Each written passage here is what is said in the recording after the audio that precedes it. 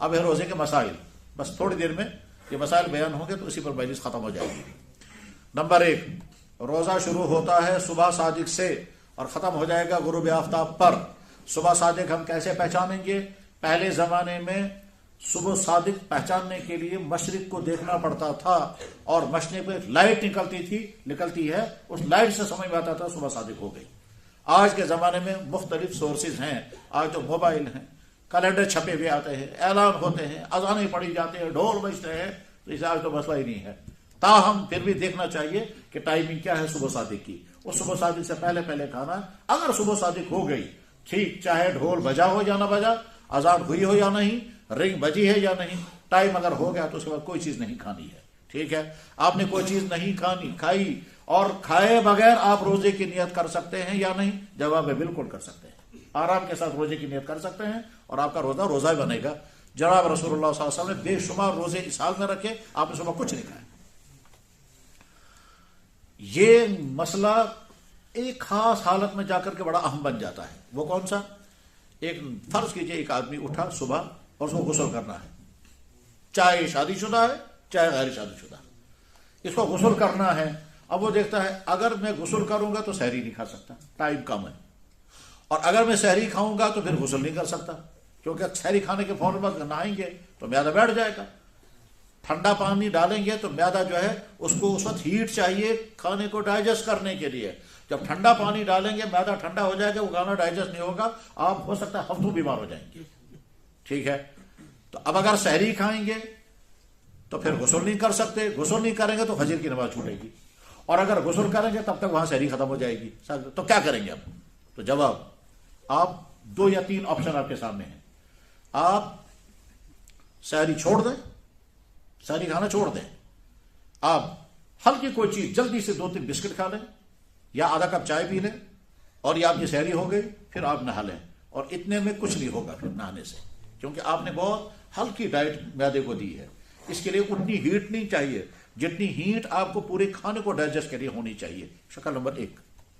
شکل نمبر 2، آپ پوری طرح سے سحری کھا لیں، سحری کھانے کے بعد فل گرم پانی سے نہائیں، آپ کو کچھ نہیں ہوگا، مگر فل گرم پانی اگر ہوگا تو انشاءاللہ کچھ نہیں ہوگا، یعنی ہوا نہیں لگے گی، لیکن اس کے لیے ضروری ہے باتھ روم بھی گرم ہونا چاہیے۔ جب آپ کھانا میں نے تجربہ کر کے دیکھا، میں نے سوچا مجھے امت کو مسائل سمجھانے میں ہر چیز کا تجربہ کروں گا، ٹھیک ہے۔ چنانچہ میں نے ایک دفعہ چلے کلام میں گرتی ہوئی برف میں دریا میں جا کر نہایا رات کے 4 بجے، یہ سوچ کر کے کہ اگر مجھے کسی کو مسئلہ بتانا پڑے تو میں بتاؤں گا کہ ہاں میں نے کر کے دیکھا ہے، کچھ نہیں ہوا مجھے۔ چلے کلام میں برف گر رہی تھی، ٹھیک ہے، اور رات کے 4 بجے گیا اور دریا پر نہایا، مگر بہتے ہوئے دریا یہ شہر کا دریا نہیں، وہ جنگل کا دریا جس میں تیزی کے ساتھ پانی جا رہا تھا۔ تو خیر، لیکن آپ یہ تجربہ نہیں کرنا، کہیں ایسا نہ ہو کہ لائف چل رہی ہے تو پرائیویٹ تعلقات قائم نہیں کر سکتے، وہ سخت ترین جرم ہے اور سخت جرم ہے۔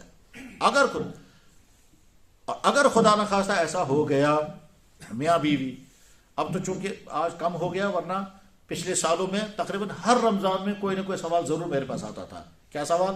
کہ جی ہمیں نئی شادی ہوئی ہے، 2-3 مہینے ہوئے ہیں، سحری کھانے کے بعد ہم ایک ساتھ لیٹے ہوئے تھے، وہاں کنٹرول نہیں رہا، اور پھر یہ ہو گیا، پھر یہ ہو گیا، پھر یہ ہو گیا، اب کیا کرنا ہے؟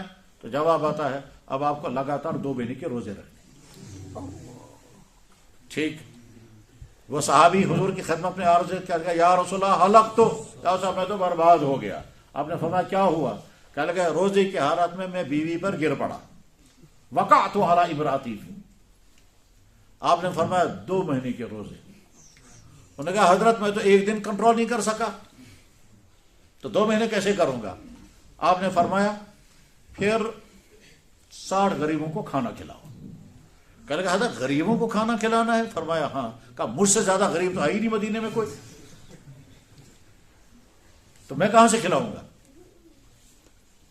آپ خاموش رہے، تھوڑا سا تبسم بھی فرمایا۔ پھر ایک آدمی آ گیا وہاں سے پورا تھیلا لے کر کے کھجوروں کا، اس کو فرق کہتے ہیں عربی زبان میں اور حدیث میں، فرق۔ یہاں سمجھانے کے لیے اس کو کہتے ہیں، شہر والے تو شاید نہیں سمجھ سکیں گے، اگر کوئی گاؤں کا ہوگا وہ سمجھ جائے گا۔ یہاں گاؤں میں ایک چیز ہوا کرتی تھی جس میں کھیتوں سے جنگلوں سے کوئی چیز بھر کر کے لاتے تھے، وہ ایسی ہوتی، اسے یٹ کہتے تھے۔ تو میں کہاں یہ سمجھے، یٹ، سمجھ میں آ گیا؟